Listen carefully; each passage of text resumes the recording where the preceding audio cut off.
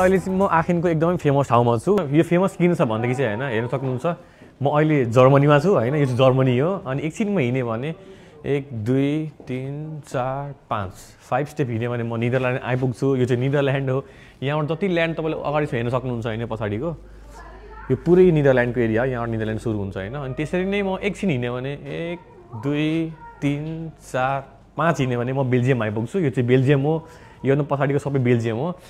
So यो चाहिँ एउटा बोर्डर भन्दा हुन्छ हैन। बोर्डरको यो अहिले हामी बोर्डरको टावरमा छौँ। यहाँनिर चाहिँ बेल्जियम, निदरल्यान्ड र जर्मनी मिट हुन्छ यहाँनिर। हेर्न सक्नुहुन्छ माथिको भ्यू। आई थिङ्क हामीले 50 मिटर माथि छौँ। Just look at the view, बब्बाल भ्यू छ यहाँ हेर्न सक्नुहुन्छ।